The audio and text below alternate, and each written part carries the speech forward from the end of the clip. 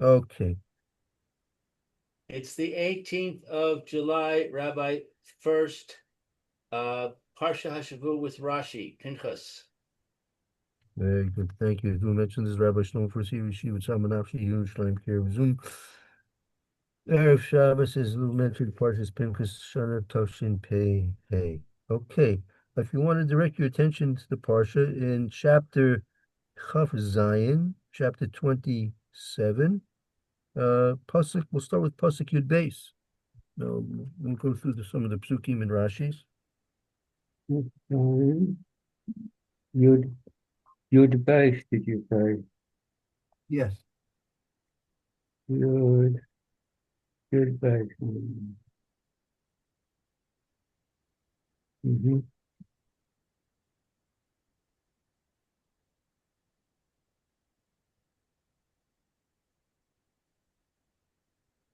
Yeah. Any volunteers to read? I think Roy wants to read.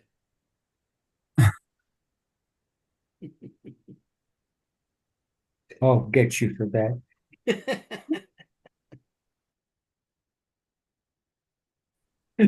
All right. V'yomer Hashem el Moshe alei el chai Rim. Is that it? That's fine. Yeah. That's right. The Has beginning there. there. Pasuk All Yud Beis. right. All right. Es Aretz Asher Nasati Livnei Yisrael. Yud base 12. And the Eternal said to Moses, go up into this Mount Aharim and see the land which I have given unto the children of Israel.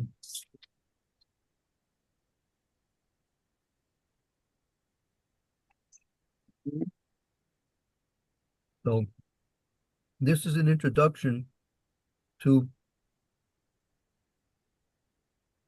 these few psukim. Kadosh was commanding Moshe that he should go to the top of the har, top of the mountain, and should take a look and view Eretz Yisrael. Let's see three more psukim, then we'll backtrack and see Rashi's after that.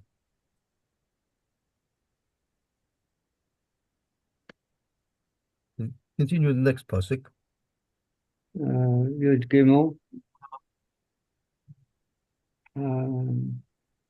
Ra'isa Asa V'ne'esapot. V'ne'esapato El Amecha Gam Ato Kasher Ne'esapta Aharon Achicho. And when you have seen it, you also shall be gathered unto thy peoples, as Aaron thy brother was gathered. So this is a statement. Kadosh Baruch is telling Moshe he's going to see the land, but as he's already been told, he's not going to be going into the land. Right? Okay, next pasuk. Yudalit. Asher Merishem P the midbar son Atim Bimra Bas Hara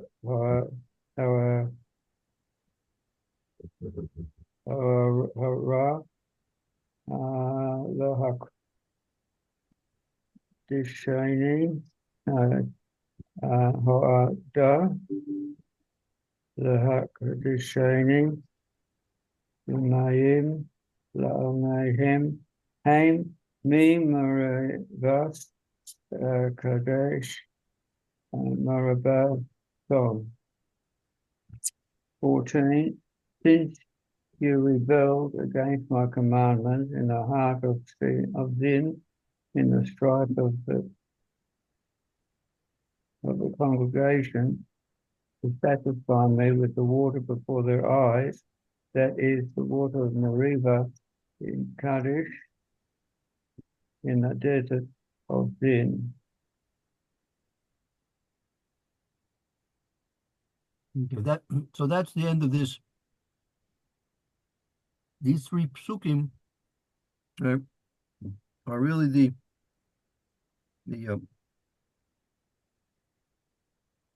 final command of Moshe to Moshe Rabbeinu that he will not come into the land of Eretz Israel as a consequence of what happened at Mei Meribah when Kadosh Baruch Hu wanted him to talk to the stone, and instead he had hit the stone instead. Let's go now back and look at some Rashis here.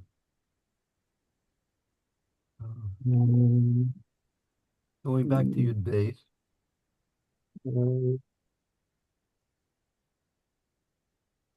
Good faith. Go up into this Mount Barim.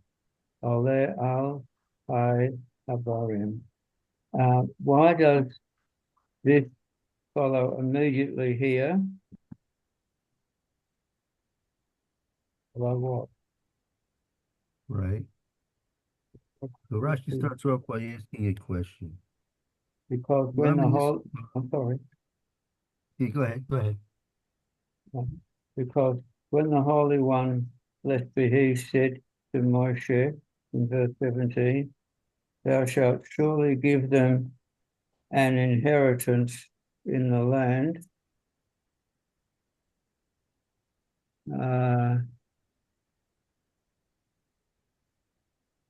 Moshe said, it is me that the Omnipotent has commanded to apportion inheritance. Perhaps then the decree that I must die in the wilderness is annulled, and I shall enter the promised land. Whereupon God said to him, my decree remains exactly as it was. Another explanation. As soon as Moshe entered into the territory of the sons of God and the sons of Reuben, that's the eastern side of the Jordan, which, having been assigned to these tribes, might be regarded as part of the promised land, he rejoiced, saying, it seems to me that the vow regarding me has been annulled in my favor. God therefore said to him, my decree remains exactly as it was. And Rashi gives a parable. It may be compared to the case of a king who decreed against his son that he should not enter the door of his palace. The king entered within the gate, and he, the son, went after him without the father raising any objection in the audience chamber, and he after him. But as soon as he was about to enter the sleeping chamber, his private room, he said to him, my son, from here and further on you may not go.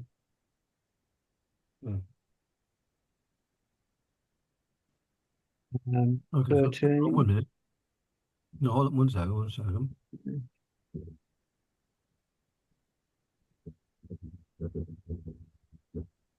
We see that Rashi is explaining that Moshe Rabbeinu had good reason to believe that the decree against him from coming into Eretz Israel was lifted.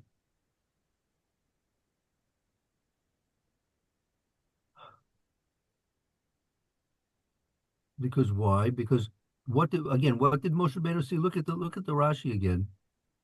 Lama nismacha kan. Kevan she'amar Kadosh Baruch Hu nosan titin lehem. Moshe Rabbeinu saw that Hashem said that they should give it to them. Now, what was again? You explained that was referring to the Manos Slavkad, right?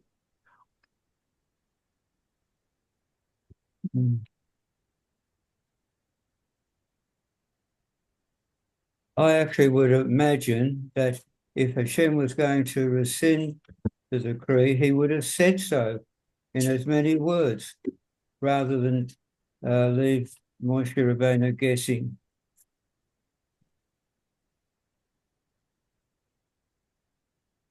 Very good. That's what I want to point out. Moshe Rabbeinu is making an assumption over here, right? Mm-hmm. Do we really have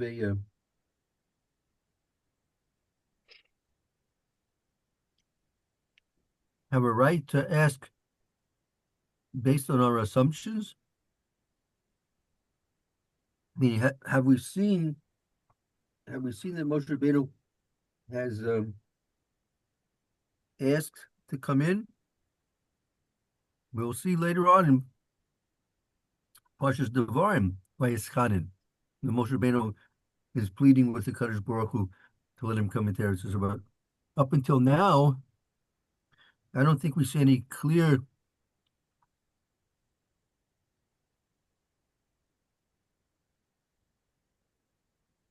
Mm.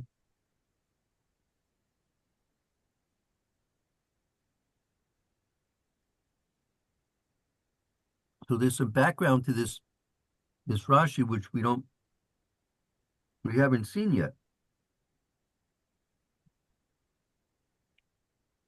It's all based on an assumption. Mm. I think an assumption. Go ahead. No, I was just going to say, sorry, an assumption mixed in with hope. Yeah, definitely. I mean, I think that's the main point. Because Moshe Rabbeinu hoped so much to come into Israel, he was making this assumption. The assumption was based on his hopes.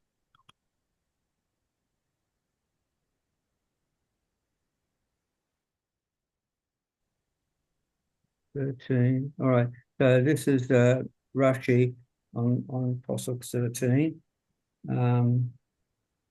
Asher so Acharon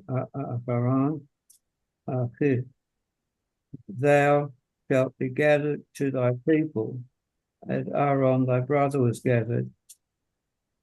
So on that, Rashi says, from this it is evident that Moshe's longed for a death similar to that of Aaron. And we're asked to compare that with Rashi on 20:26. However, in this place here, it says another explanation: you will die as he died in the wilderness, because you are no better than he. There's the such indeed is suggested by Deuteronomy 32, 50 and 51, and die as Aaron thy brother died, because you sanctified me not. Thus it follows, if both of you had sanctified me, your time would not have yet come to depart this life, and you would not have died in the wilderness. In every passage where it is written about their death, you will find that it writes about their offense, because the decree that had been made against the generation of the wilderness, of those who left Egypt, that they should die in the wilderness on account of the sin that they did not have faith in Hashem. Therefore Moshe requested that the nature of his offense could be that stated in the Torah, so that people might not say he too was one of those rebels. There's a parable. It may be compared to the case of two women who were punished by the court. One was an immoral woman, and one was merely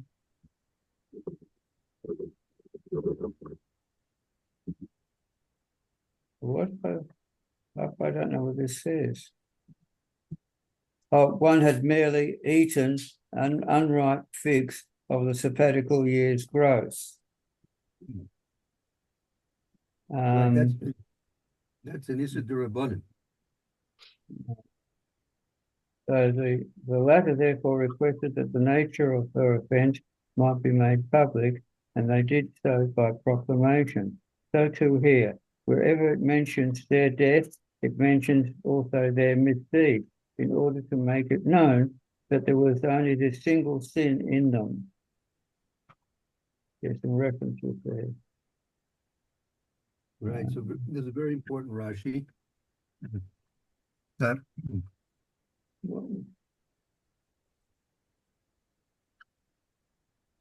Sorry, will you repeat that? right, we learn from this that since Moshe Rabbeinu requested the reason that why the reason for Moshe Rabbeinu's death is included in this pasuk and other psukim which mention it, as Rashi says, is because Moshe Rabbeinu was concerned that people, if they just would read that Moshe Rabbeinu died, they would think that Moshe Rabbeinu died for the same reason of all those people who were decreed upon that they could not come into Eretz Yisrael because of the lack of faith they had because of the Meraglim. Right? Mm-hmm. Moshe Rabbeinu did not want it to be included in that categorization. Moshe Rabbeinu had perfect faith in Hashem, and there was a different reason why he was not going to be allowed to come into Eretz Yisrael.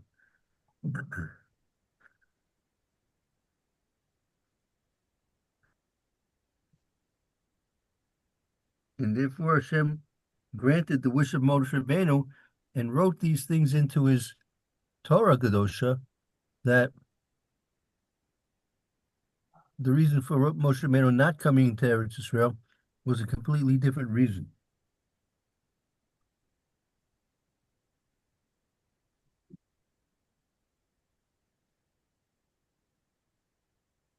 Okay.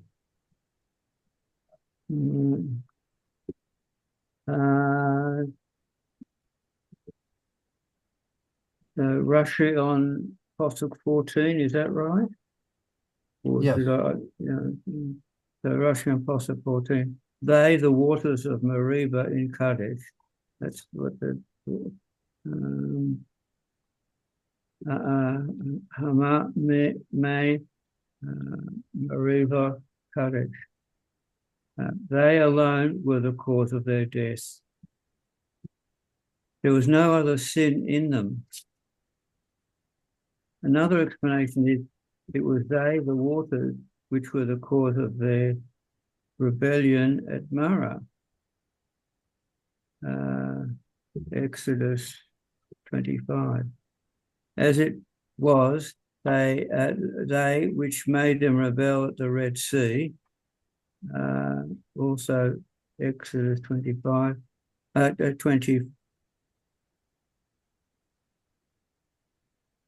24. No, 14, 11 and 12. And yet it was they which made them rebel here in the wilderness of Zin. Wait a minute, what am I saying? It was they which made them rebel at the Red Sea. What's the they? The waters. Right.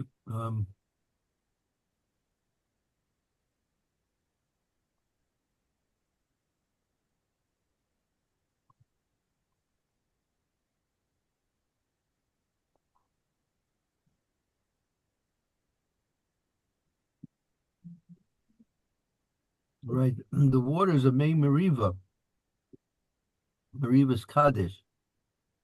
Now, what I'm not sure. What does Rashi mean with the davar acher? Came.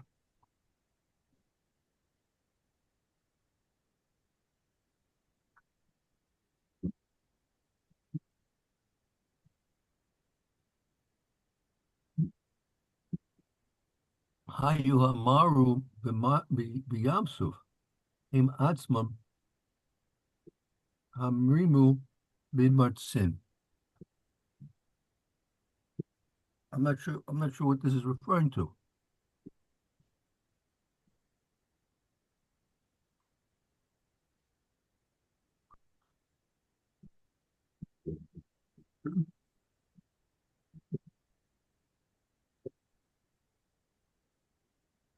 Maybe if I read the Pesukim right through without stopping, Okay. it might help.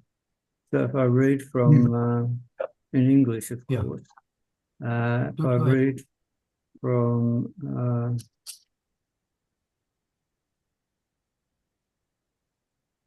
where is it? 14, 12. Well, I read from 12 right through 14 and see what happens. And the Eternal said to Moshe, "Go up to this Mount Abarim and see the land which I have given to the children of Israel. And when you have seen it, you shall also be gathered unto your peoples, as Aaron thy brother was gathered. Since you rebelled against my commandment in this desert of Zin, in the strife of the congregation." Oh, excuse me. Since you rebelled, is that a single or a plural you?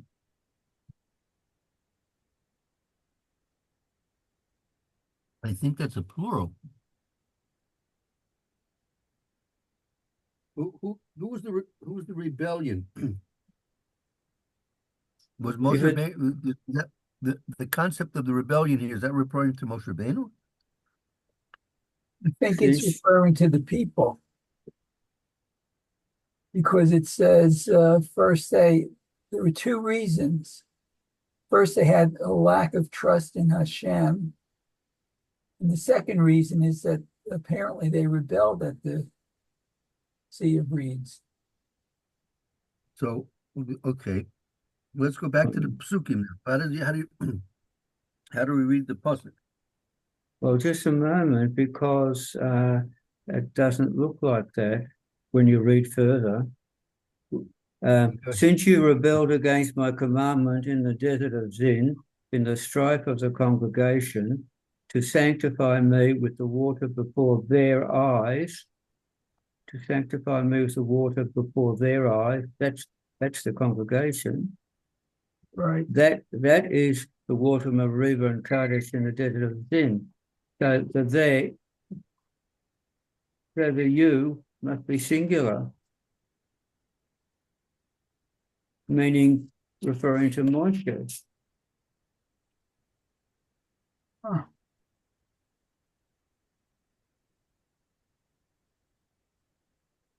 Yeah, I think so.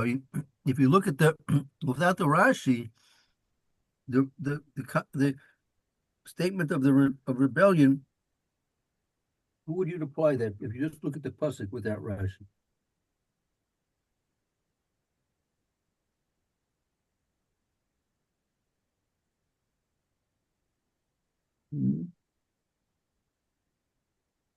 I would say that's referring to to Moshe Rabbeinu, yes? I think so. Well, going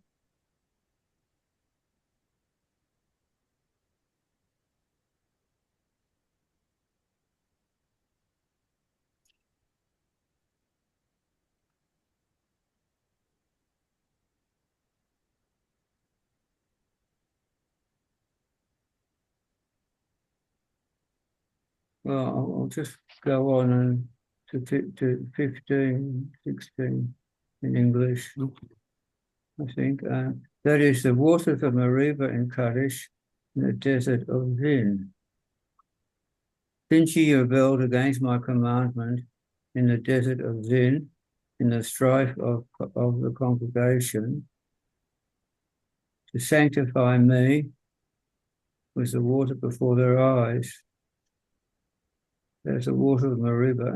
But here I've got to sanctify me with the water. I've got a small m for me. I don't know if that's significant.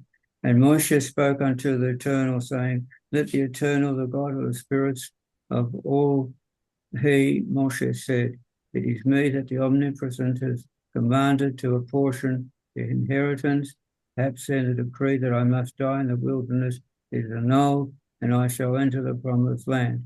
Whereupon God said to him, my decree remains exactly as it was. And there's a few other explanations of that process there, which I don't think is going to help us.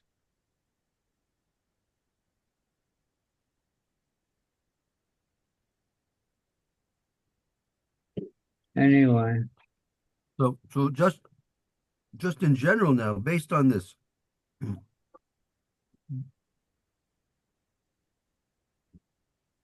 is the pasuk referring to Moshe Rabbeinu rebelling by the waters, or the people rebelling at the waters? have you got another reference? Another from someone else aside from Rashi? I'm trying to find something.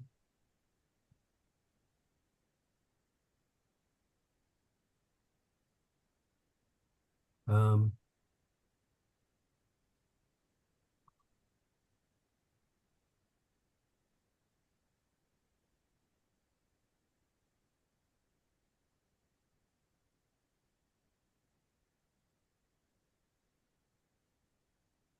um,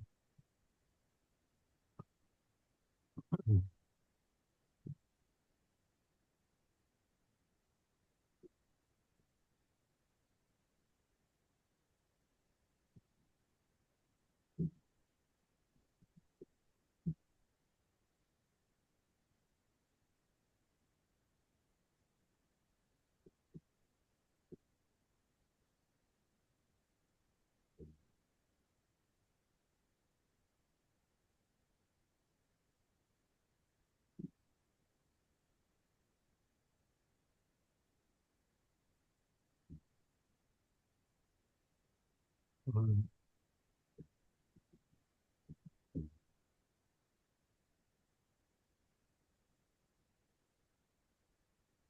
trying to see.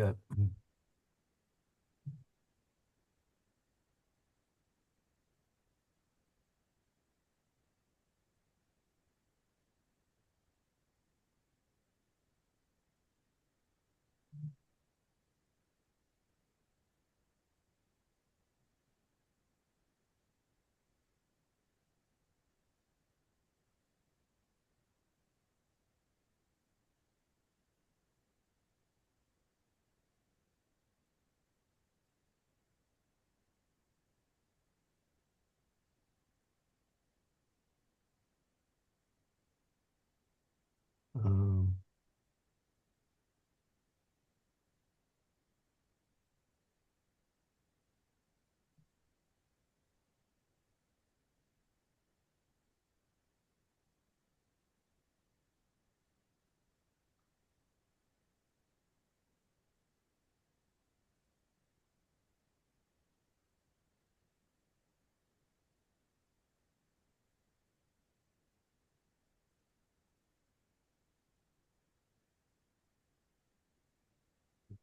so 1 second. Let's look one more time at Rashi.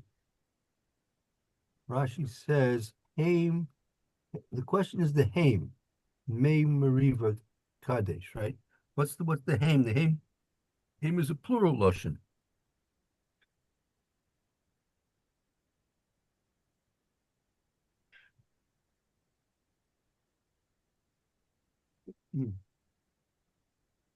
Haim. So Rashi gives two explanations. I just want to summarize the Rashis here. Rashi says Haim. First is Haim Levadam, those only, at them, and no other sin. That was the only sin. Davar acher Haim Amiru B'mara. Haim Hayu Haru B'yam Suf.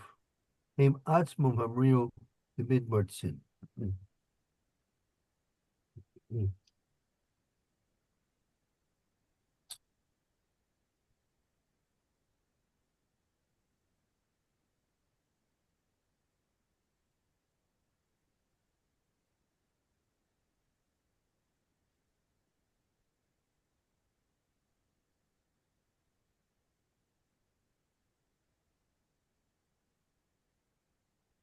Well, that's not clear. Okay, let's 1 second. Okay, Mm. So, very good. Now, so Sifsei Chachamim. So the Sifsei Chachamim says that the first haim is going on the sin. This haim is going on Klal Yisrael. mhm.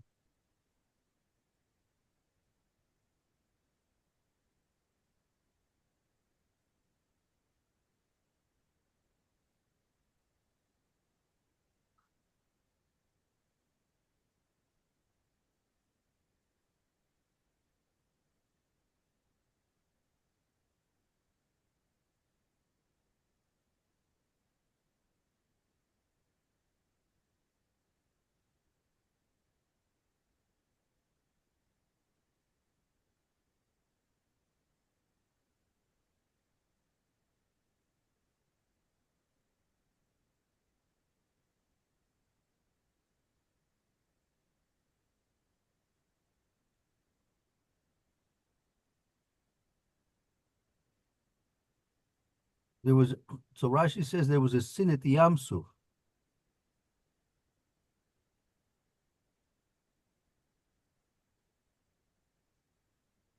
What was the What sin was, of the other thing?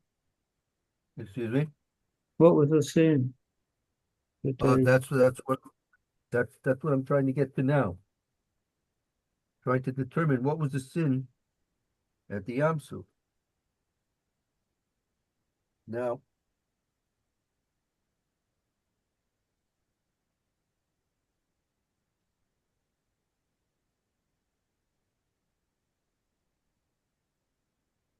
was it their hesitance to go in?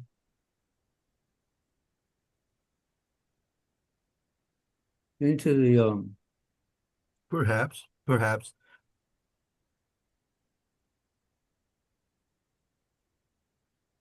Let's see if they.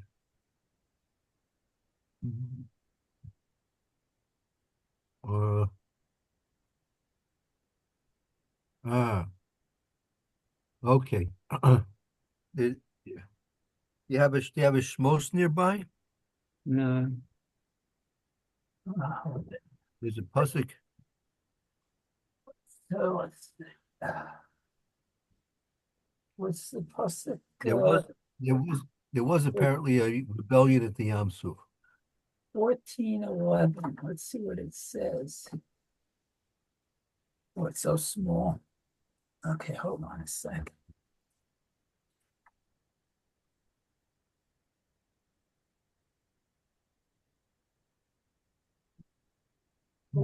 Rashi 11. Rashi explains in Parshas Mamidbar. I'm sorry, excuse me.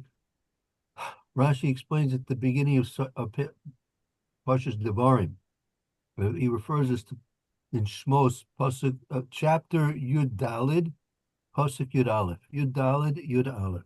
Right. That's when the Kahila said to Moshe, were there no graves in Egypt that you took us to die in the wilderness?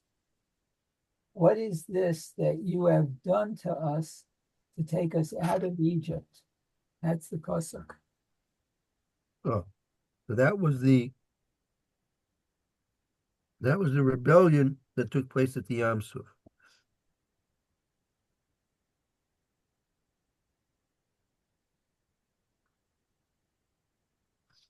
So that's what's being referred to over here. Okay. Okay, that's good. That's clear, Roy. I think so, yeah. Okay. Very good.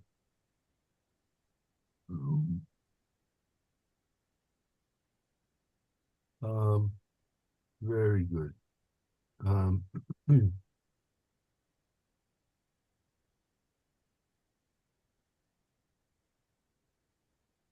yeah, good. Okay.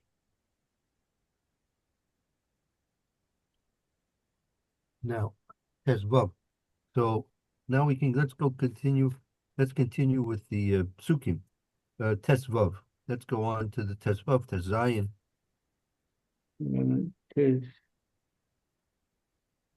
Tesvav and Tesayin. Tesvav. Vayedaber Moshe el Hashem Lamo.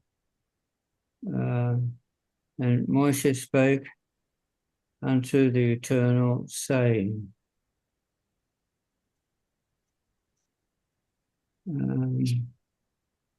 Yipkod Hashem Elohai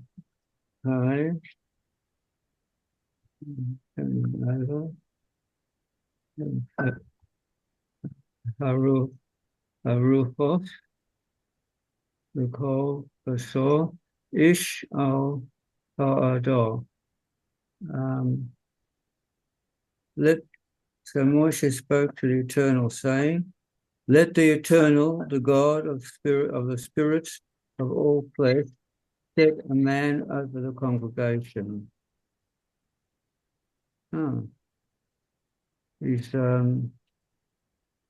He wants he wants a rabbi, so to speak.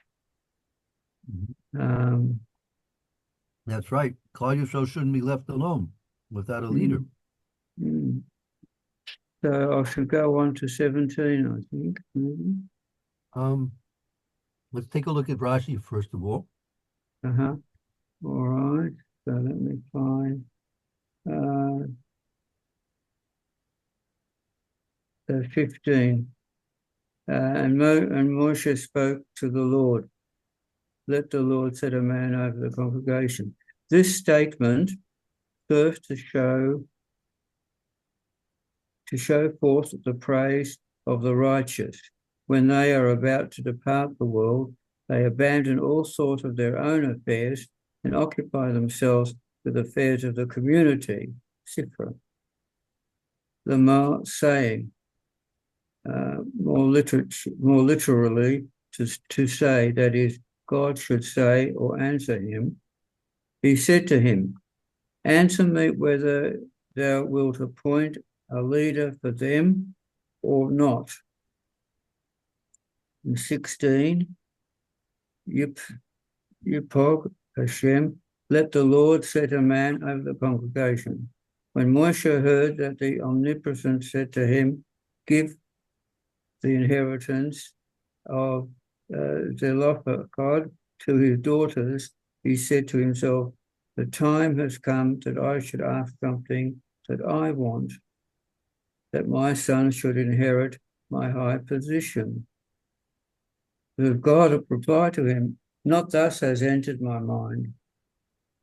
Joshua deserves to receive the reward of his ministrations because he has never departed from out the tent. That's in Exodus 33, Pasuk 11. This is what Solomon said in Proverbs 27:18. Whoso keepeth the fig tree shall eat the fruit thereof, and he that waiteth on his master shall be honoured.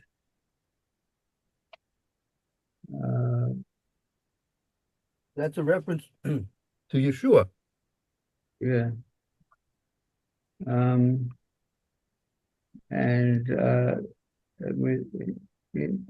on Pasuk 16, Rashi continues with a phrase, Eile Harasal, the God of the spirits of all flesh. On that, Rashi says, why is this expression used? That is, why does it not state simply, Elohei kol basor.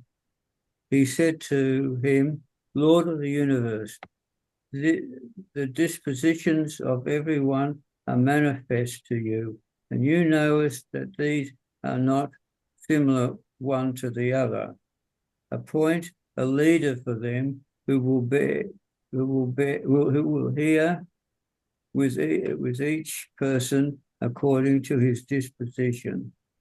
Compare Yalkut 776.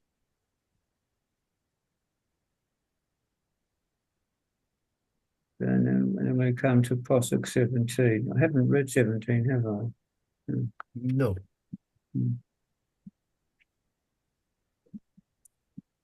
Right.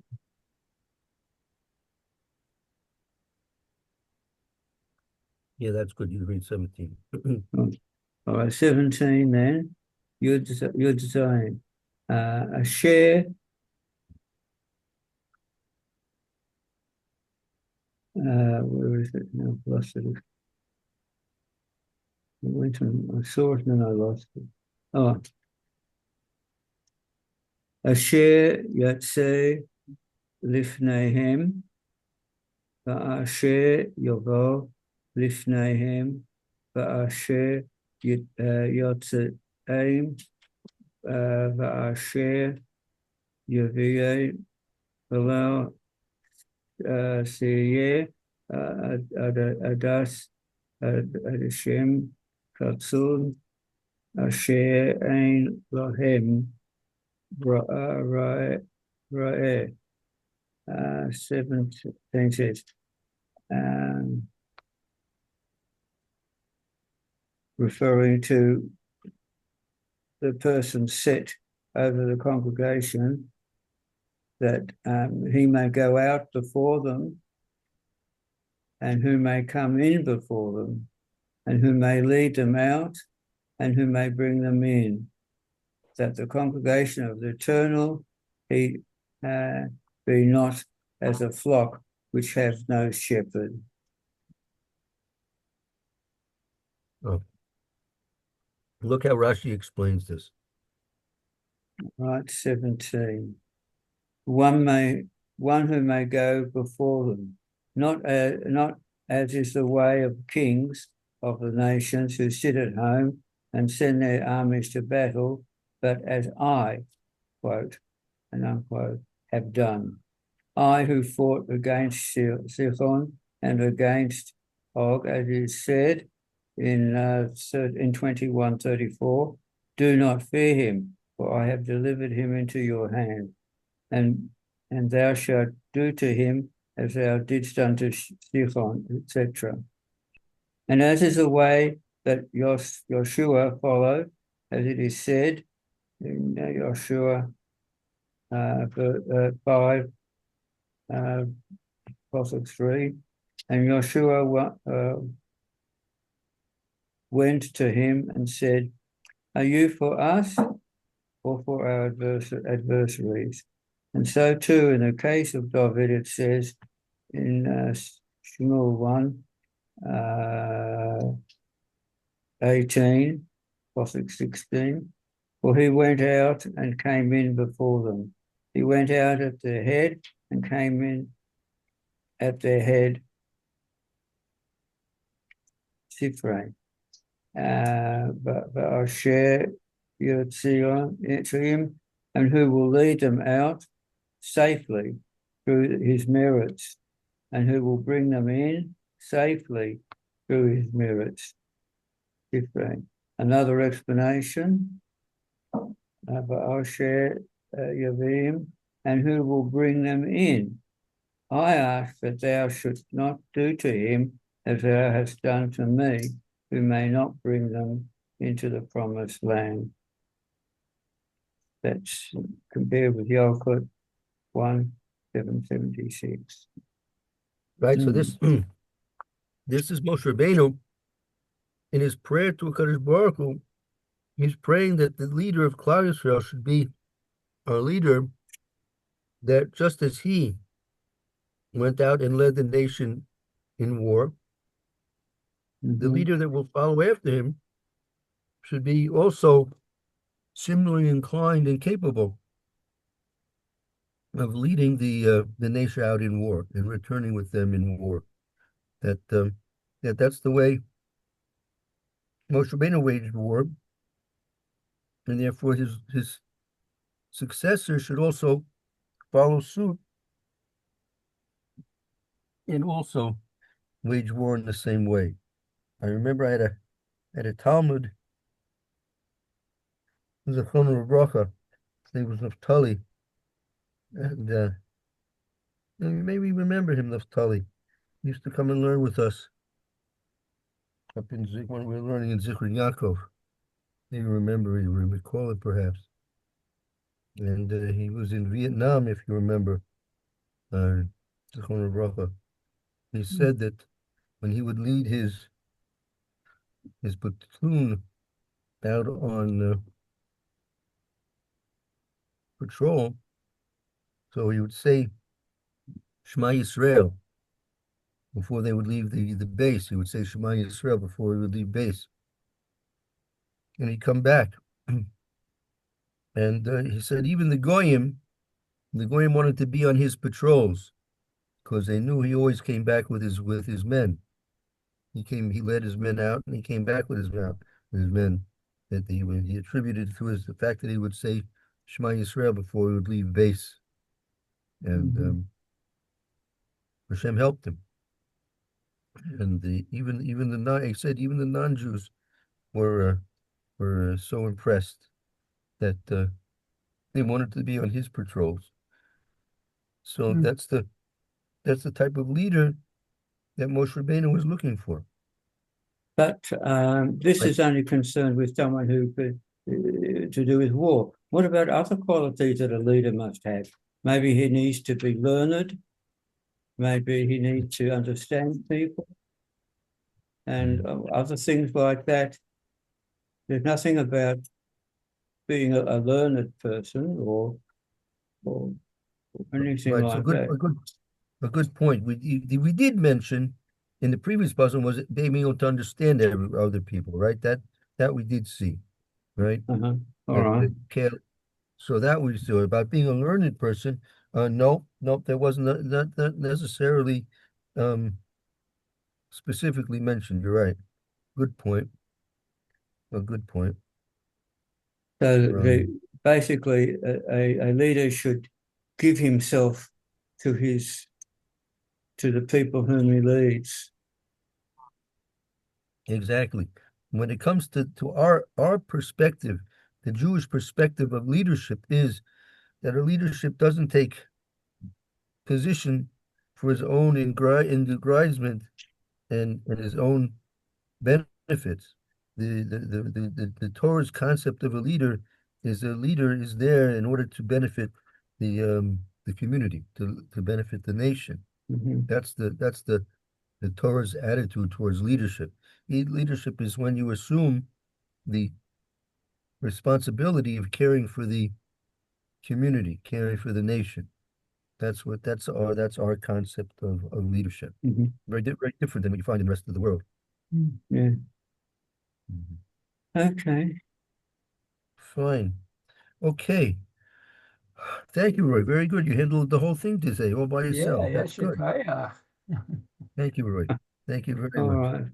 I'll retreat for next time. All right. Have We- a good Shabbat. Thank you. Have a Do good good job. Shabbos. And Mm. look forward to seeing you. Hope to see you next week. Be well. Amen. Thank Be you. well. Thank you, See you all. Roy. Bye. Thank you, Roy. Thank you. Be well. Bye. Shalom. Bye.